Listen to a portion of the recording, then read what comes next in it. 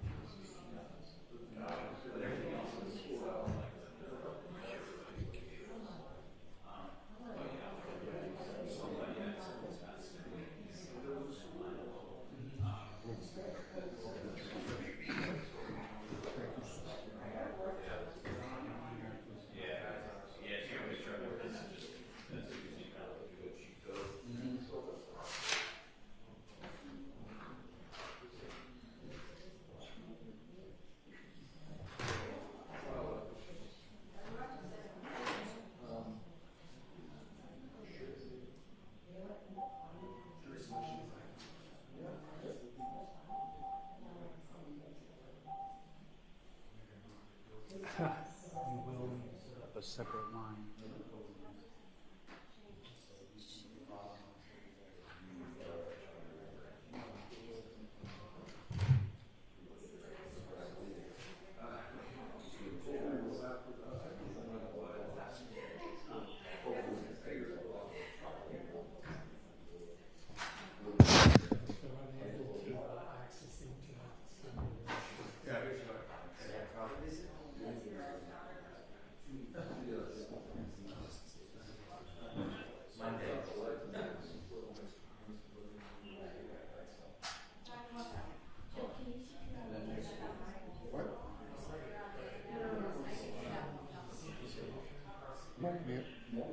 The internet. But I'm gonna go on Zoom on this.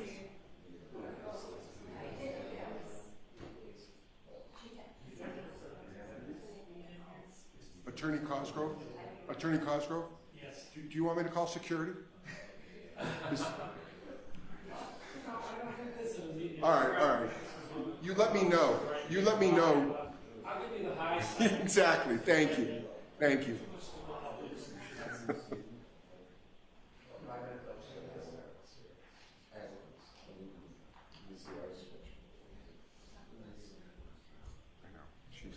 She could just sit there. I would have too.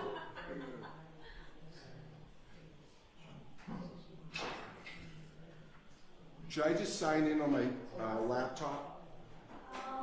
Sending it to Zoom, or should I just shut up and let you do what you're doing? Well, I can see if I get it connected first. Okay. But you have to turn it on. Yes.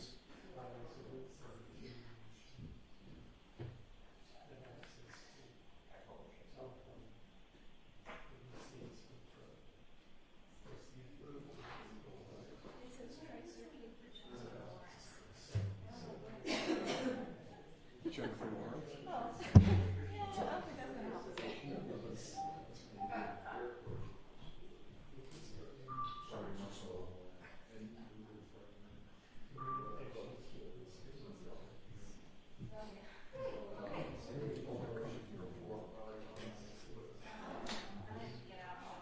All right, so now I can just go Zoom?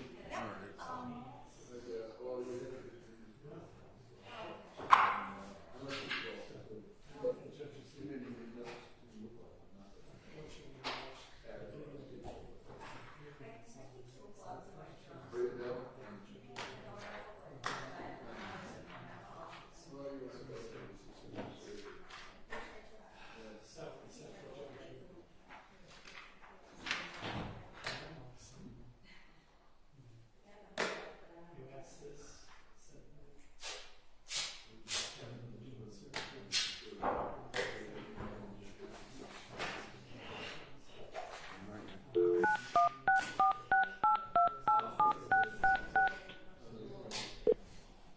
Welcome to Zoom for Government. Enter your meeting ID followed by pound.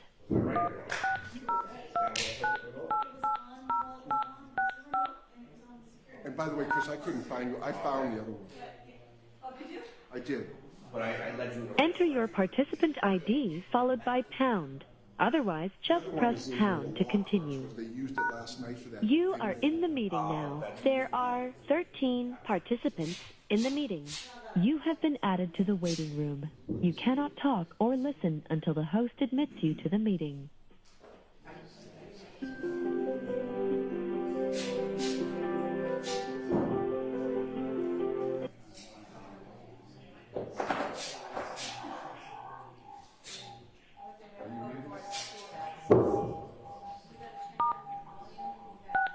You are muted.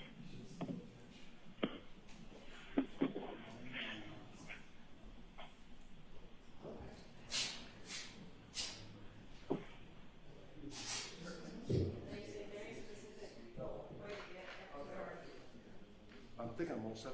Oh, is it ready? You are unmuted. Can you hear me? Yes.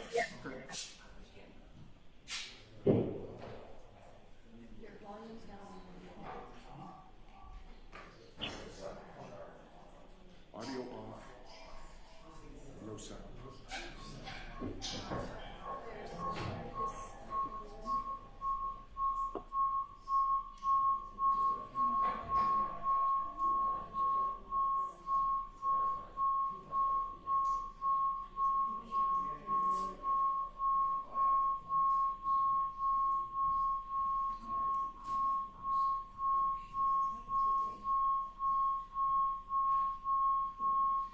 Can you? If you turn the volume all the way down, your laptop. I did. Oh, isn't that?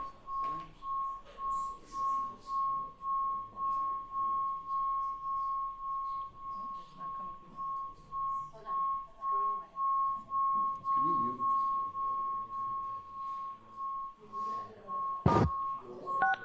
You are muted. So what am I your volumes? I have to be unmuted for it to work. Through FTR. Right, but do you have to have audio going out of the monitor? Yeah, you have to have audio going out. Can you record it with the monitor on you? Put that down. Zero. I can't, I have to have it up. Turn it down, we can see if this will be better. You are unmuted. Hello?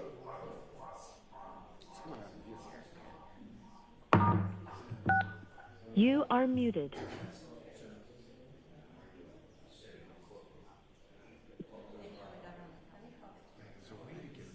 I know we got around it in trial, but it took like.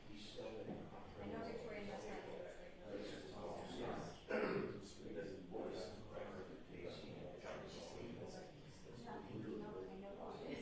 Try it again. You are unmuted. Do I fix it? No.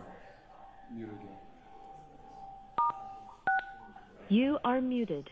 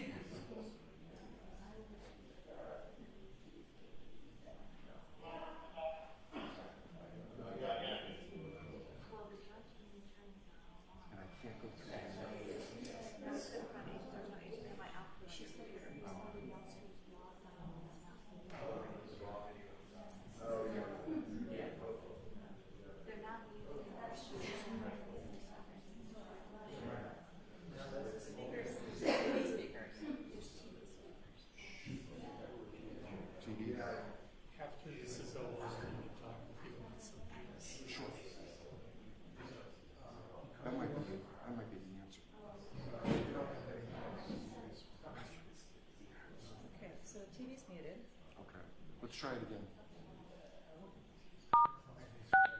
You are unmuted.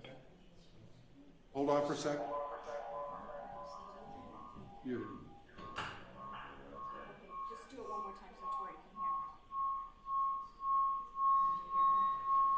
hear. You are muted. You are unmuted. Unmute you again. Nope. You are muted. Why am I getting picked up here?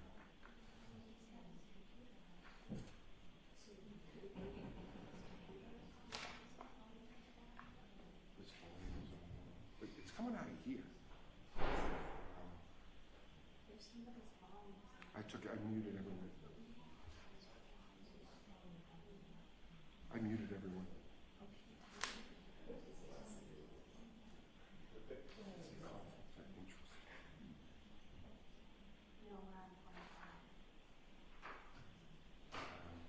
I may not be able to do this.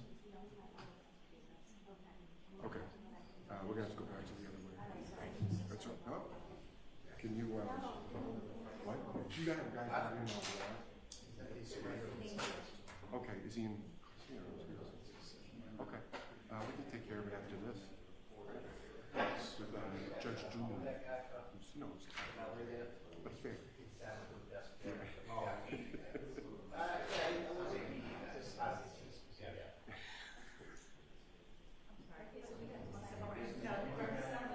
What?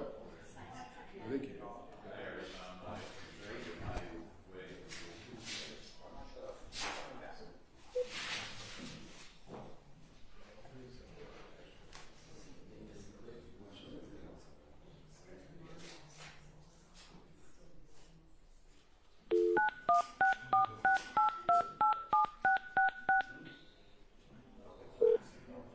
Welcome to Zoom for Government. Enter your meeting ID followed by pound.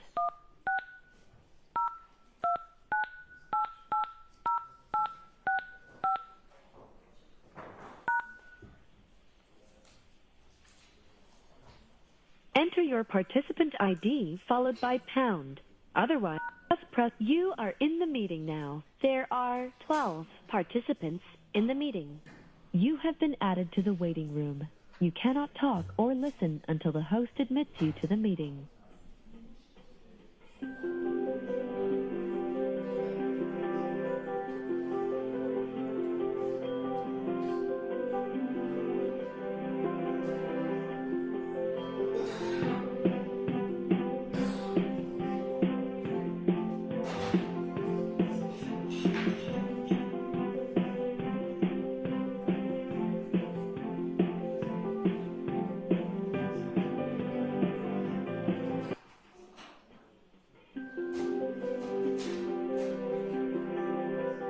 You are muted. You can mute or unmute yourself by pressing *6.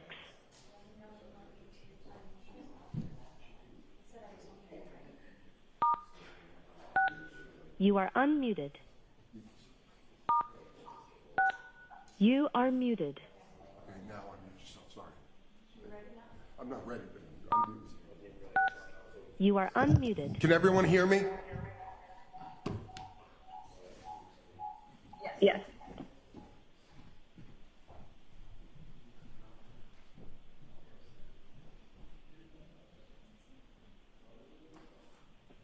Jim, just so you know, we hear a big echo. I think two people might be in the same room, and that might be causing it.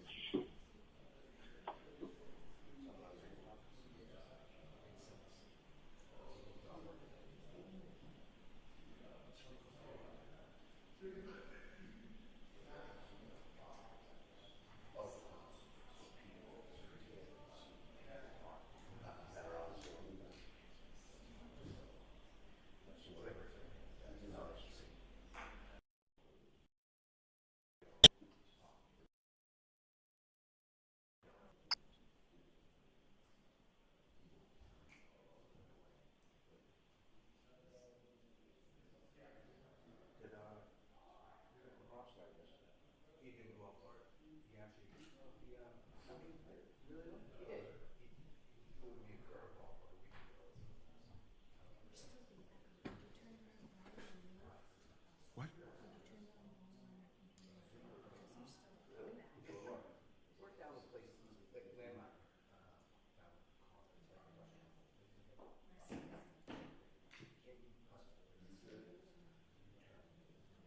You are muted.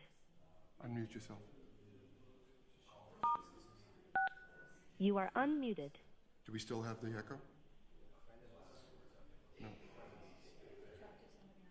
It's a little better. Do you have an echo? See if there anymore. It's gone. Okay. All right, I'm all set.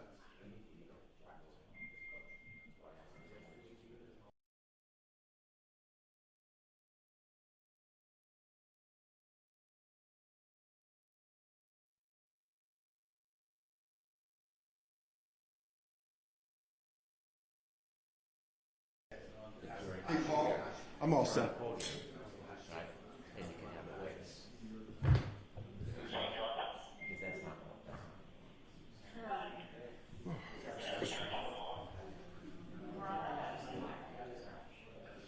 make sure your cell phones are off and put away for me, please. Thank you.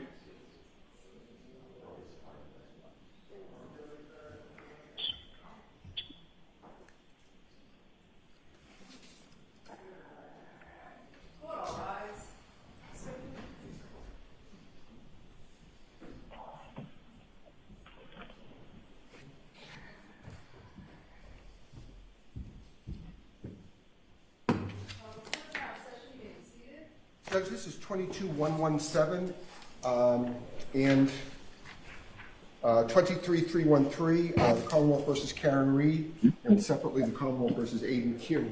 Can I have the parties identify themselves? Mr. Clerk, hold on just a moment, please. Sure. I need to plug in because I believe we have parties on Zoom. Okay, I'm sorry. It's also my understanding that we're only here on case 0117. That was also my understanding. Okay. Thank you. And do you have the Zoom identification link for me, please? I do. It's right here. Thank you. There's no passcode. Thank you.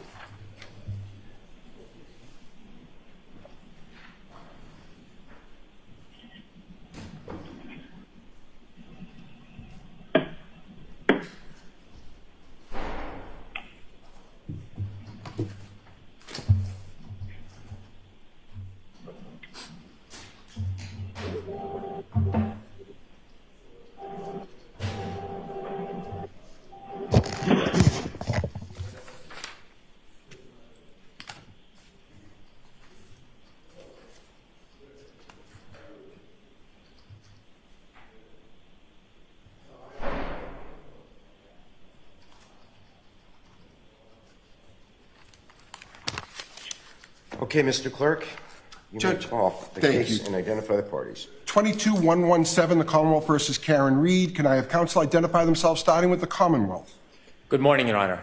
Hank Brennan for the Commonwealth, relative to docket 00117. Good morning, Attorney Brennan. Good morning, Your Honor. I'm Robert Cosgrove. I'm a special prosecutor on the Aiden Kearney cases, and I suppose for purposes of this motion, I'm the respondent to the Rule 17 motion. Good morning, Attorney Cosgrove. Good morning. Hello, Your Honor. Timothy Bradel for Aiden Kearney. I see him on the Zoom for the record. Good morning, Attorney Bradel. Good morning, Mr. Kearney. And Mark Federer for Mr. Kearney. Good morning, Your Honor. Good morning, Attorney Bradel. And good morning, Judge. Attorney David Yannetti for Karen Reed, who is also present on the Zoom. Good morning, Attorney Yannetti. Good morning, Ms. Reed. Good morning, Your Honor. Elizabeth Little, also on behalf of Ms. Reed. Good morning, Attorney Little. Anyone else here that we need to recognize before we proceed? Doesn't seem so. No, okay. Folks, we are here on two related matters this morning. As an initial matter, we are here because there seems to be some confusion concerning my order of March 20th on docket 615 on the Commonwealth's Rule 17 motion. Also, we're here because there has been a motion for protective order, docket 636, filed by intervener Kearney, and so we will hear that as well. So with regard to my order, let me start by saying this. Going back to Attorney Brennan's affidavit filed in this case on March 5th, 2025, in support of the Commonwealth's motion for records, Attorney Brennan, you specifically stated that, quote, it's been represented to the court by defense counsel Bradel on behalf of Mr. Kearney that there's an implicit long-term mutual assistance and mutual defense agreement between counsel for Mr. Kearney and counsels for this defendant, Reed. On the basis of that sworn statement, I specifically inquired of you, Mr. Brennan, at the hearing on this matter last week, do any of the 3 categories of documents and data that the Commonwealth seeks by the Rule 17 motion include communications with Mr. Kearney and counsel for the defendant in this case? You replied, no, these would be privileged. So based on these representations and the court's belief that there were no privileged materials implicated by the Commonwealth's motion, I ordered that all communications between Mr. Kearney and Ms. Reed during the time frame in question with regard to these 3 articulated categories be produced. However, subsequently, the special prosecutor in Mr. Kearney's case, in possession of the documents in question on March 26, informed the court that 1, there are in fact a substantial number of communications within the documents and data requested that are indeed communications between Mr. Kearney and Ms. Reed's counsel. And moreover, the special assistant district attorney in that case took the position, contrary to the one asserted by Attorney Brennan in this case, claiming that those communications are not, in fact, privileged. So my order did not specifically exclude from production communications between Mr. Kearney and Ms. Reed's counsel because the court was told there were no such communications, and in any event, the Commonwealth acknowledged that they were privileged. So my first question is to you, Attorney Brennan. Respectfully, did I misunderstand you, or perhaps vice versa? In other words, I understood that you weren't requesting the production of any privileged communications, to wit, communications between Mr. Kearney and Ms. Reed's counsel. And as such, if that is the case, and we did understand each other, I can simply clarify my order for Special ADA Cosgrove that those claimed to be privileged communications will be excluded from the Rule 17 production, and we can move on. If that's not the case, I'd like to hear why. Sure. May I? Yes, you may.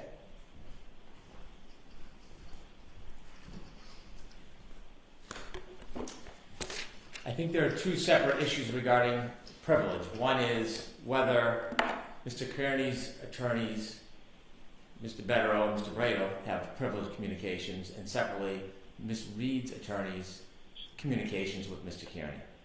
When Your Honor asked the question, I believe we were referring to Mr. Kearney's attorney.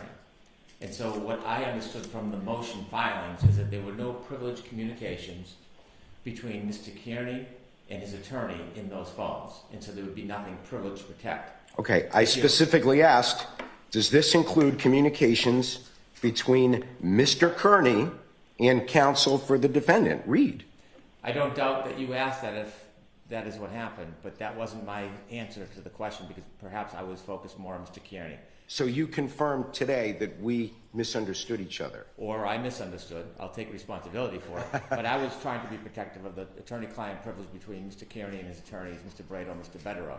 Okay. Well, we all agreed, counsel, that those, in fact, would be privileged communications without question. Of course. So let's turn to, if you would, the second issue, which is one that you raised in your affidavit. You specifically raised that question in your affidavit, docket 547.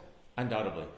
I do not believe there is any attorney-client privilege between Ms. Reed's lawyers and Mr. Kearney, because those communications are not covered by attorney-client privilege because none of Ms. Reed's lawyers are attorneys for Mr. Kearney. I pointed out that in an earlier hearing, and I have the transcript of it, it was December 17, 2024, when there was litigation in Mr. Kearney's case, docket 0313, that there was a position taken by Attorney Brado. And he began by telling Judge Krupp, well, there's a joint defense issue, Your Honor. And Judge Krupp asked, so it would predate any jeopardy to Mr. Kearney. And then Mr. Brado responded, well, it's a little more complicated because we know he was under investigation along with Ms. Reed without any resultant charges, so we would contend that does not fall under the umbrella. After more questions by the court, Mr. Brado answered, we don't have an agreement, but there's been an ongoing long-term implicit mutual assistance and mutual defense that I myself have been part of for a long time, and Attorney Betterow has as well. And Judge Krupp said, I really have no idea what that is. And so inevitably, there was no establishment of an attorney-client relationship between the two. Inevitably, and after that, Attorney Betterow attempted to file an appearance on behalf of Ms. Reed. And in that, there was a supplemental motion, and it's docket 549 on 0117. And docket 549 contains Attorney Yannetti's sworn statement that there was no joint defense privilege between Ms. Reed and Mr. Kearney. Exactly. And so I think I had the assumption there was no attorney-client privilege. If I misspoke, it confused the court. My apologies. But inevitably, there is no attorney-client privilege that I understand exists. And so I do not know what is in these phones. I have not asked. I don't want to know unless it's pursuant to a court order. But based on the affidavit of the search warrant and based on the pleadings in this case, and there's two very important pleadings, I may have mentioned them to the court on the last date. But those pleadings, which were filed publicly by the Commonwealth, and it's docket number 53 relative to Mr. Kearney's case 0043, in that pleading, it is set out by the Commonwealth's pleading that there is, in fact, information demonstrating that the Reed team provided Mr. Kearney with information, documents, videos. It's suggested that at times they would suggest angles for him to use it or to refrain from using it. And it provides a number of examples, including an example on 8823 when they're asking for information from Mr. Kearney, so one of the attorneys. Attorney Brennan, I'm going to ask you to pause right there because I think we've reached a point where I have a threshold issue that may require either a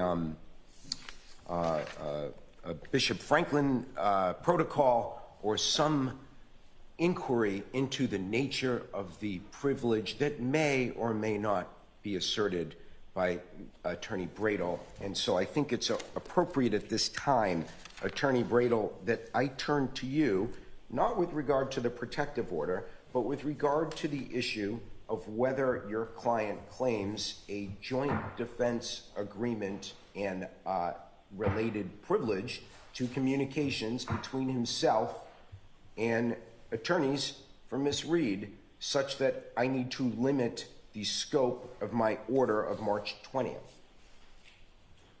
Judge, thank you.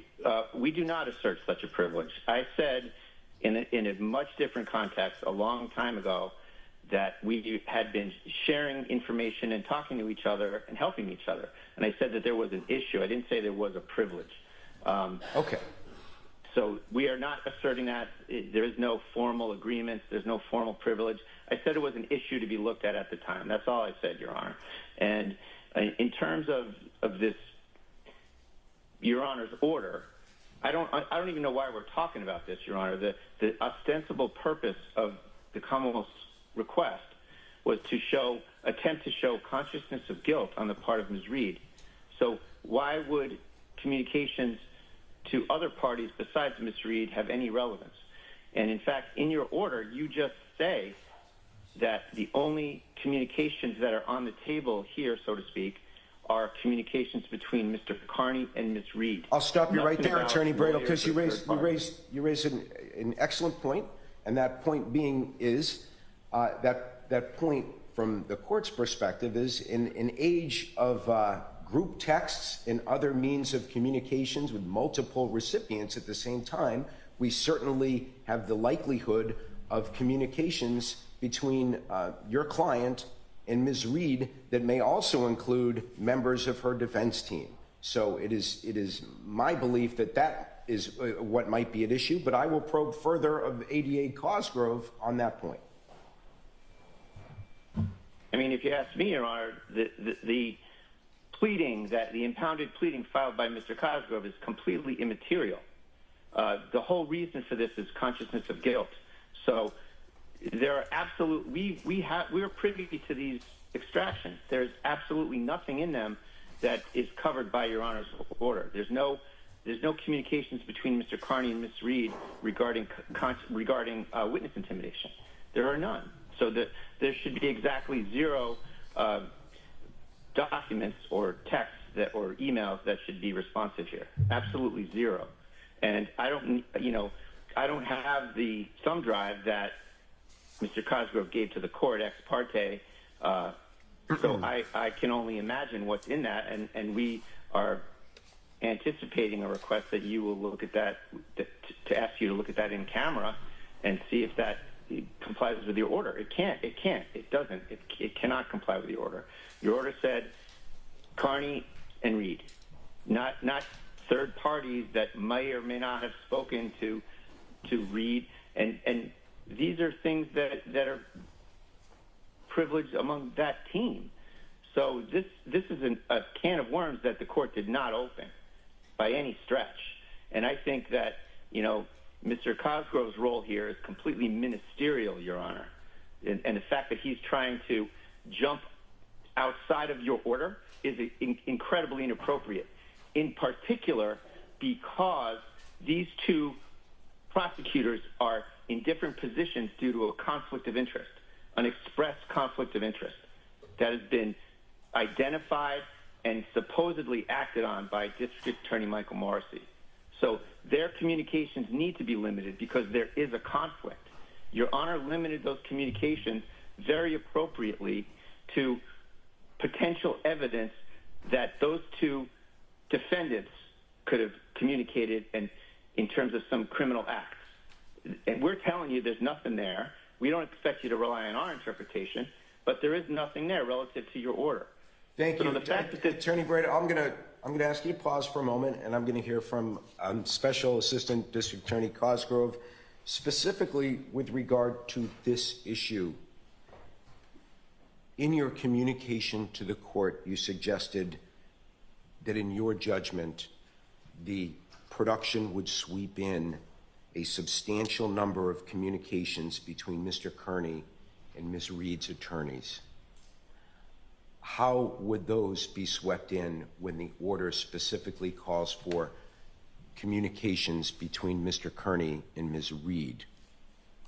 I think the actions of Ms. Reed's attorneys on her behalf are the actions of Ms. Reed. And if one reads the sweep of the communications between Mr. Yannetti and Mr. Kearney, and between Mr. Jackson and Mr. Kearney, and Ms. Reed and Mr. Kearney, one sees a pattern of feeding information to Mr. Kearney. I think that they act together in that respect, Your Honor. Thank you, Attorney Cosgrove. Notwithstanding that position, the court's position is that the order spoke very specifically and very clearly to limit the Rule 17 motion to the production of only communications between Defendant Reed and Kearney and Defendant Kearney concerning those three areas of inquiry. So I am specifically requesting and ordering the Commonwealth in that case to review the documents called as a result of the Rule 17 motion in my subsequent order, such that the production will only include communications between Kearney and Reed.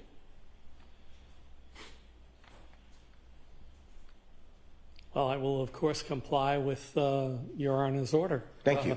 Folks, I think we've covered that point, and I don't think I need to hear any further on this. The order is clear on its face, and I expect the parties to comply with it. I'd like to turn now to the issue of the motion for protective order from Mr. Brado. So I'll hear you on this, appreciating that I have had the opportunity to review the attachments and certainly the basis for this, but I'm not, I'll preview where I end up, Attorney Brado. I'm not quite clear on the scope of your request as contained in your draft order. As an initial matter, I'm only issuing an order in the Reed case. This is not a hearing on the Kearney case. I appreciate that you have a congruent request to the court in the Kearney case, and that it may make sense that whatever the court does in that case should follow what the court does in this case. That would seem to make sense. But I'm only hearing the motion as it regards to this case. Your request, I'll note, asks that the court order all prosecutors and police in the above captioned case to maintain the confidentiality of the cell phone data and any other investigative information and or discovery in each case. So I'm not prepared to discuss the entirety of investigative information and all discovery in this case. I am tasked with only addressing Mr. Kearney's specific cell phone data that is the subject of my order of March 20th. But you've specifically requested that the court order that police and prosecutors are ordered to refrain from sharing such information with particular parties identified in Mr. Kearney's affidavit and any other parties not part of the retained prosecution teams of Ms. Reed or Mr. Kearney. Aren't they already under a duty not to share such information with anyone outside the bounds of what you request?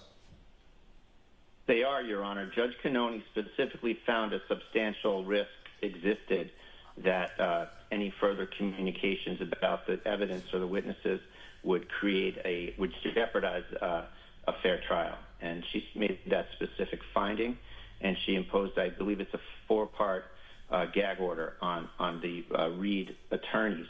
Nonetheless, as shown in my exhibits, Judge, these outside people are receiving information that in no way would a prosecution team ever share outside of anything ethically share anyway, any such information. And there's 3 examples of people who are, out there saying we've gotten this, we've gotten that. And we strongly believe that they are doing so. Just to avoid the slight awkwardness, Judge, of me arguing something that benefits Ms. Reed, I would invite, just for the record, the Reed counsel to join me in this motion, Judge, because of the leaks that are going on, just as a threshold matter, if I may do so, Your Honor. Are you merely asking me to add a belt to Judge Cannoni's suspenders? I think so, Judge, because we need one, and we need one as to the specific information. These 3 people have repeatedly stated that they're privy to inside information, and with respect to Mr. Kearney's information, although we strongly contend there's nothing in there that is responsive to Your Honor's order, nothing. To the extent that there's anything that's shared between these 2 different prosecutors that are on separate islands due to a stated conflict of interest, we want to specifically ensure that as to the discovery that Your Honor's focused on here, that these orders are in place, that there's a specific order. It's sort of another step from Judge Cannoni. She said that, well, the general rules of ethics aren't working here, so I'm making a specific finding. I'm giving you a gag order. Well, guess what? Judge Cannoni's order didn't work either, based on my exhibits A, B, C, and so we're asking for another step to just really put a fine point on it, that these 3 people must stay away, and a general order as well as part 2 is my part 2. And to the extent that those people have any sort of further expressions of leaks in the media or on the internet, I think that ought to be grounds for a live hearing with sworn testimony about these leaks. Understood. Okay. So that's why I'm asking, Judge. Thank you. Thank you, Attorney Brado. Attorney Little, Attorney Yannetti, do you have anything to add on this point?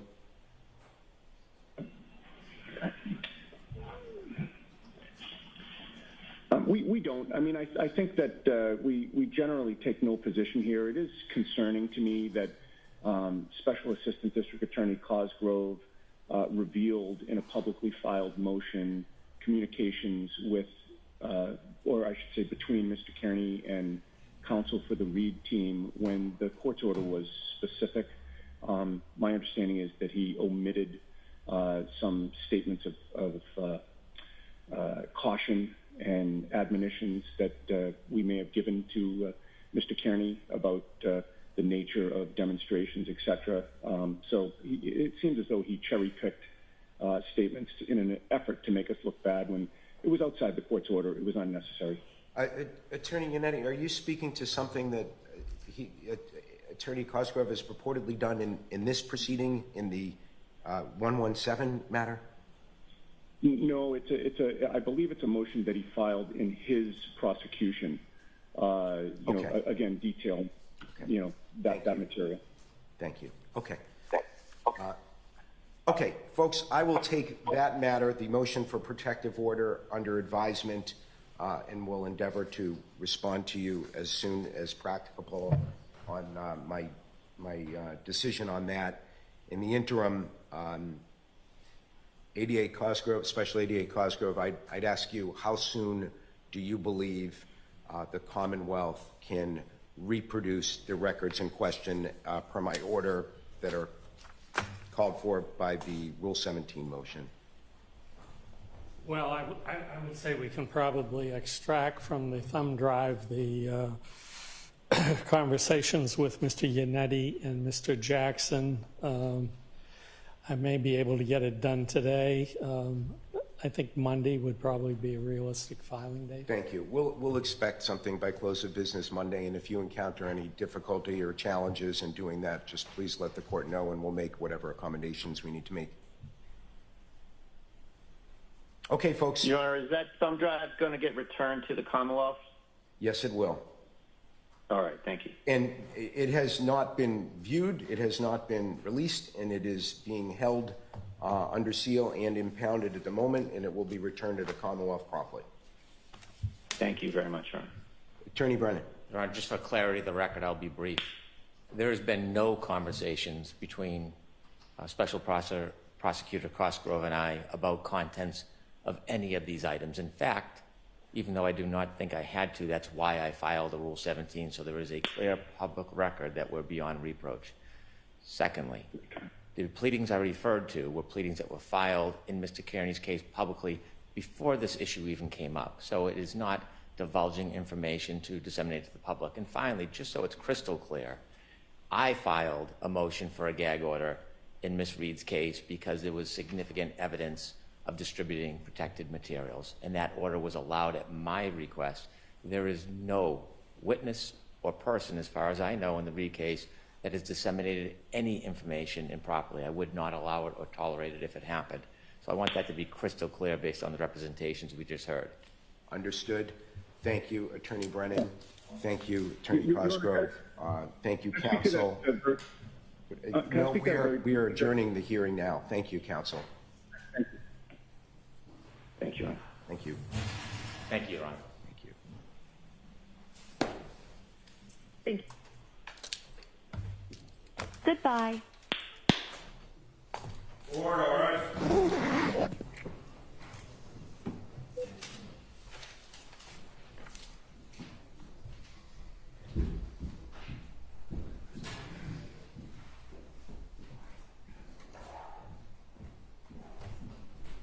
Court is now in recess. Speak to Mr. Brennan. Where can I find you? You can find me either here or in the criminal clerk's office, probably here. Okay, I'll check both places. Thanks. I will hush. Thanks, Counsel.